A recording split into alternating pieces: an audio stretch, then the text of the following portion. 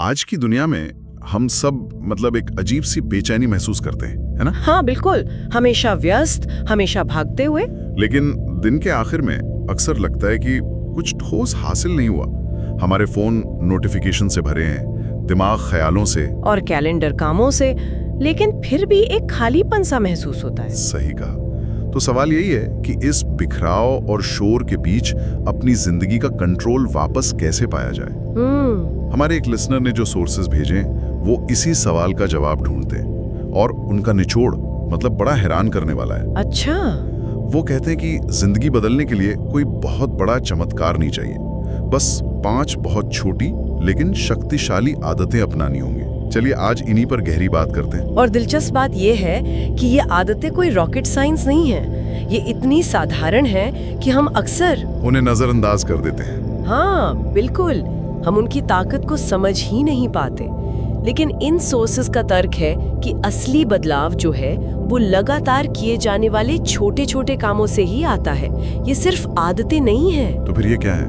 ये एक तरह से हमारे दिमाग को रीप्रोग्राम करने के तरीके हैं, अपने फोकस को वापस पाने के और अपनी जिंदगी की कहानी का लेखक खुद बनने के तरीके हैं। बिल्कुल। और इसकी शुरुआत होती है दिन के सबसे पहले कुछ मिनटों से। पहली आदत है सुबह के पहले 10 मिनट सिर्फ खुद के लिए, बिना किसी स्क्रीन के। ये बहुत जरूरी है। हाँ, बिना किसी स्क्रीन के। सोर्सेज में साफ लिखा है कि 80% से ज्यादा लोग सुबह आंख खुलते ही सबसे पहले अपना फोन उठाते हैं और उसी पल खेल खत्म। हाँ, उसी पल से हम अपनी जिंदगी का कंट्रोल दूसरों के हाथ में दे देते हैं। किसी का मैसेज, कोई ईमेल, कोई खबर, और हमारा दिन शुरू होने से पहले ही रिएक्टिव मोड में चला जाता है। ये जो रिएक्टिव मोड शब्द है ना, ये बहुत महत्वपूर्ण है। जब हम सुबह उठते ही बाहरी दुनिया की जानकारी अपने दिमाग में डालते हैं तो हमारा दिमाग सोचने वाले हिस्से की जगह तनाव वाले हिस्से को जगा देता है। एकदम सही। हम अपनी जिंदगी की गाड़ी खुद चलाने के बजाय एक तरह से दूसरों के हॉर्न पर रिएक्ट करना शुरू कर देते हैं। वो 10 मिनट की खामोशी बिना किसी स्क्रीन के हमारे दिमाग को प्रोएक्टिव मोड में लाती है। ये वो समय है जब हम तय करते हैं कि आज का दिन कैसा होगा, ना कि दुनिया हमें बताएगी। बिल्कुल।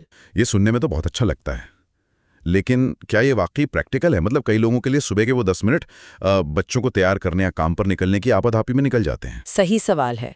और यहाँ बात 10 मिनट की नहीं, इरादे की है। अच्छा। अगर 10 मिनट नहीं है तो 5 मिनट निकालें, 5 नहीं तो सिर्फ 2 मिनट। बिस्तर से उठने के बाद फोन उठाने से पहले बस 2 मिनट के लिए शांत बैठ जाएं और गहरी सांस लें। हाँ, या सिर्फ खिड़की से बाहर देखें। मुद्दा समय की लंबाई का नहीं है, बल्कि दिन की शुरुआत बाहरी शोर से करने के बजाय अपनी आंतरिक शांति से करने का है। ये एक छोटा सा स्विच है जो पूरे दिन की मेंटल स्टेट को बदल सकता है। ठीक है, तो दिन की शुरुआत सही इरादे से करना पहला कदम है, लेकिन उस इरादे को पूरे दिन बनाए रखना और असल में कुछ हासिल करना वो एक अलग चुनौती है। हाँ, वो मुश्किल है। और यहीं पर मुझे लगता है कि हमारी दूसरी आदत काम आती है, जो बड़े बदलावों के बजाय छोटी जीतों पर ध्यान देती है, एक एक कदम पर। हाँ, ये है रोज 1% बेहतर बनने का नियम। हाँ, और ये नियम जितना सरल लगता है, इसका गणित उतना ही चौंकाने वाला है। इन सोर्सेज में एक हैरान करने वाली बात लिखी है। क्या? कि अगर आप 1 साल तक हर दिन सिर्फ 1% बेहतर होते हैं तो साल के अंत में आप 37 गुना बेहतर हो जाते हैं। 37 गुना? हाँ, लेकिन अगर आप हर दिन 1% खराब होते हैं तो आप लगभग 0 पर पहुंच जाते हैं। फर्क इतना बड़ा है। ये तो कंपाउंडिंग इफेक्ट वाली बात हो गई। बिल्कुल। जैसे पैसे पे चक्रवृद्धि ब्याज बढ़ता है, वैसे ही हमारी आदतों पर भी बढ़ता है। ये आंकड़ा तो दिमाग हिला देने वाला है। इसका मतलब तो ये हुआ कि हम अक्सर बड़े लक्ष्य बनाने और फिर उन्हें हासिल ना कर पाने की निराशा में रोज की छोटी प्रगति को भूल जाते हैं। हाँ, हम इस जबरदस्त ताकत को पूरी तरह नजरअंदाज कर देते हैं। हम सोचते हैं कि कल से रोज 1 घंटा जिम जाएंगे, और जब नहीं जा पाते तो हार मान लेते हैं। और यही इस नियम की खूबसूरती है। ये परफेक्शन का दबाव हटा देता है। ये कहता है कि 1 घंटा जिम नहीं तो क्या 10 मिनट की वॉक हो सकती है, 50 पेज नहीं तो क्या सिर्फ 2 पेज किताब पढ़ सकते हो। छोटी छोटी जीतें। हाँ, ये छोटी छोटी जीतें हमारे दिमाग में एक मोमेंटम बनाती हैं। और इससे भी गहरी बात यह है कि ये सिर्फ हमारे काम को नहीं, हमारी पहचान को बदलता है। पहचान को? वो कैसे? जब आप रोज थोड़ा सा भी कुछ करते हैं, तो आप खुद को एक ऐसे इंसान के रूप में देखने लगते हैं जो लगातार सीखता है, जो अनुशासित है, और पहचान का ये बदलाव ही सबसे स्थायी बदलाव होता है। ये पहचान बदलने वाली बात बहुत गहरी है, लेकिन कई बार हम रोज 1% बेहतर होना चाहते हैं, पर हमारी अपनी इच्छा शक्ति ही काफी नहीं होती। Will power. हाँ, ऐसा लगता है जैसे हम एक कदम आगे बढ़ाते हैं और हमारा माहौल हमें 2 कदम पीछे खींच लेता है। बिल्कुल सही। शायद इसीलिए इन सोर्सेज में तीसरी आदत पर इतना जोर दिया गया है, जो है अपने माहौल को अपना सबसे बड़ा सहयोगी बनाना। बिल्कुल, हमारा माहौल एक साइलेंट टीचर की तरह है जो हमें बिना कुछ कहे लगातार सिखाता रहता है। Silent teacher? हाँ, सोर्सेज में इसके लिए एक बेहतरीन एनालॉजी दी गई है। हमारा माहौल एक नदी के बहाव की तरह है। अच्छा। हम या तो अपनी इच्छा शक्ति के दम पर बहाव के खिलाफ तैरने में अपनी सारी ऊर्जा बर्बाद कर सकते हैं, या फिर हम अपनी नाव को उस नदी में उतार सकते हैं जो पहले से ही हमारी मंजिल की दिशा में बह रही हो। वाह! अपने माहौल को डिजाइन करना अपनी नाव को सही नदी में उतारने जैसा है। जब मैंने ये पढ़ा तो ये मेरे लिए एक आहा मोमेंट जैसा था।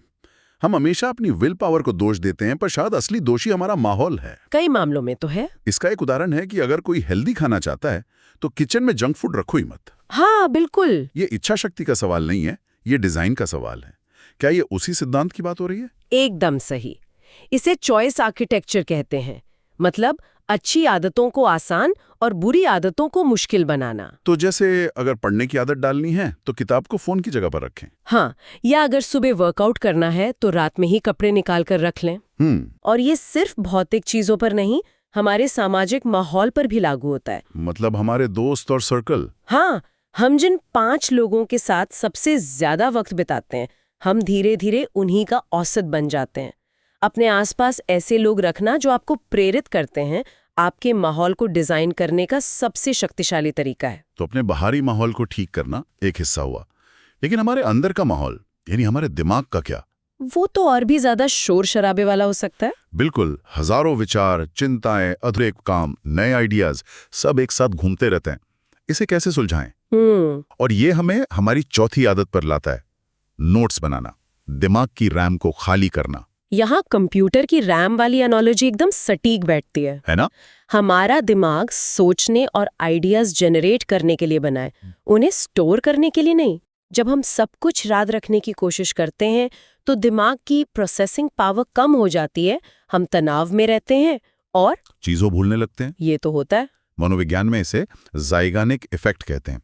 हमारा दिमाग अधूरे कामों और अनसुलझे विचारों से चिपका रहता है। और जब हम किसी चीज को लिख देते हैं तो हम अपने दिमाग को संकेत देते हैं कि ये काम अब सुरक्षित है, तुम्हें इसे लगातार याद रखने की जरूरत नहीं है, और दिमाग को शांति मिलती है। मैं खुद इस आदत को बहुत कम आंकता था, जब तक एक दिन मैंने अपनी सारी चिंताओं को बस कागज पर नहीं लिख दिया। और क्या हुआ?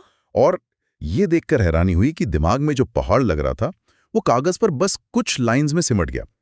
एक बार जब वो दिमाग से बाहर आ गया तो उसे सुलझाना ज्यादा आसान लगा। बिल्कुल। तो ये सिर्फ टू डू लिस्ट बनाने के बारे में नहीं है। नहीं, बिल्कुल नहीं। ये अपने विचारों को साफ करने का तरीका है, अपनी भावनाओं को समझने का जरिया है, अपने लक्ष्यों को स्पष्ट करने का माध्यम है।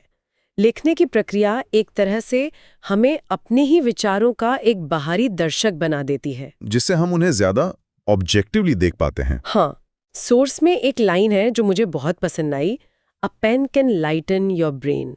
एक कलम आपके दिमाग को हल्का कर सकती है। ये सचमुच एक थेरेपी की तरह काम करता है। दिमाग को हल्का करना जरूरी है ताकि हम उन चीजों पर फोकस कर सकें जो मायने रखती हैं। लेकिन आज की डिजिटल दुनिया में फोकस करना ही अपने आप में एक सुपर पावर बन गया है। बिल्कुल। हमारा फोन, ऐप, सोशल मीडिया, हर चीज हमारा ध्यान खींचने के लिए डिजाइन की गई है। और ये सब हमारी आखिरी और शायद सबसे जरूरी आदत से जुड़ा है, डोपामीन को कंट्रोल करना। हाँ, डोपामीन, जिसे फील गुड हार्मोन भी कहते हैं, अपने आप में बुरा नहीं है, ये हमें प्रेरित करता है। तो फिर समस्या कहाँ है? समस्या तब होती है जब हम फास्ट डोपामाइन के आदी हो जाते हैं, यानी वो खुशी जो बिना मेहनत के तुरंत मिल जाती है। जैसे सोशल मीडिया पर स्क्रॉल करना, जंक फूड खाना, वीडियो गेम्स खेलना। ये सब फास्ट डोपामाइन के स्रोत हैं। और सोर्सेस के मुताबिक जब हमारा दिमाग इस सस्ती और तुरंत मिलने वाली खुशी का आदी हो जाता है तो उसे मेहनत वाली चीजें बोरिंग लगने लगती हैं। हाँ, उसे स्लो डोपामाइन वाली चीजें बोरिंग लगने लगती हैं। और स्लो डोपामाइन से आपका मतलब उन कामों से है जिनमें मेहनत लगती है, जैसे कोई नई स्किल सीखना, किताब पढ़ना या कोई मुश्किल प्रोजेक्ट पूरा करना। एग्जैक्टली। स्लो डोपामाइन वो गहरी संतुष्टि है जो मेहनत और इंतजार के बाद मिलती है, और यही वो डोपामीन है जो असली आत्मविश्वास और विकास लाता है। तो जब हम फास्ट डोपामाइन के जाल में फंस जाते हैं तो हम अपनी जिंदगी का कंट्रोल खो देते हैं। हाँ, हम वो नहीं करते जो जरूरी है, बल्कि वो करते हैं जो आसान और मजेदार लगता है। तो सवाल है, इस जाल से कैसे निकलें? सोर्सेज में एक बहुत सरल नियम दिया गया है। क्या है वो? पहले काम, बाद में इनाम। मतलब? ये नहीं है कि हम मनोरंजन को पूरी तरह छोड़ दें, ये तो बहुत मुश्किल लगता है। नहीं, छोड़ना नहीं है, बस क्रम बदलना है। अच्छा, क्रम? पहले 1 घंटा पढ़ाई, फिर 15 मिनट सोशल मीडिया, पहले वर्कआउट, फिर अपना पसंदीदा शो। समझ गया। जब हम ऐसा करते हैं तो हम डोपामाइन को अपने फायदे के लिए इस्तेमाल करते हैं। हम अपने दिमाग को अनुशासन के लिए ट्रेन करते हैं, और हम मेहनत को भी मजेदार बना देते हैं, क्योंकि दिमाग को पता होता है कि उसके बाद इनाम मिलेगा। वाह! इन सोर्सेज का सार एक लाइन में है, slow dopamine is equal to fast growth. ये अपनी जिंदगी की ड्राइविंग सीट पर वापस आने जैसा है। तो अगर आज की पूरी चर्चा को एक साथ जोड़कर देखें तो ये एक पूरा सिस्टम बन जाता है। हाँ, एक इकोसिस्टम। पहली आदत, सुबह की खामोशी, हमें दिन की शुरुआत करने का सही इरादा देती है। दूसरी, 1% का सुधार हमें रोज आगे बढ़ने का एक प्रैक्टिकल तरीका देता है, बिना प्रेशर के। सही। तीसरी, माहौल को डिजाइन करना हमारी इच्छा शक्ति को सपोर्ट करता है। बिल्कुल। चौथी, नोट्स बनाना हमारे दिमाग को शांत और स्पष्ट रखता है। और पांचवी, डोपामाइन को कंट्रोल करना हमें सही चीजों पर फोकस करने की ताकत देता है। वाह! जब आप इन सबको एक साथ देखते हैं तो ये सिर्फ आदतें नहीं रह जाती, ये एक मजबूत और इरादे वाली जिंदगी जीने का ब्लूप्रिंट बन जाता है। एक गाइडबुक की तरह। हाँ, ये हमें सिखाती हैं कि हमें अपनी पूरी जिंदगी को एक ही दिन में बदलने की कोशिश नहीं करनी है। हमें बस कुछ सही चीजों को सही तरीके से लगातार करने की जरूरत है।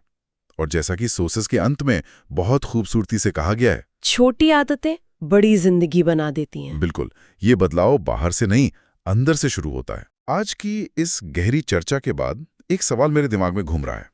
पूछिए। ये पांचों आदतें अपनी अपनी जगह बहुत शक्तिशाली हैं, लेकिन अगर कोई ऐसा है जो आज इसी वक्त एक नई शुरुआत करना चाहता है, ठीक है, तो इन पांचों में से वो कौन सी एक आदत होगी जिसे अपनाने से उसकी जिंदगी में सबसे जल्दी और सबसे बड़ा फर्क महसूस हो सकता है? ये एक बहुत जरूरी सवाल है, और इसका जवाब शायद हर किसी के लिए अलग होगा।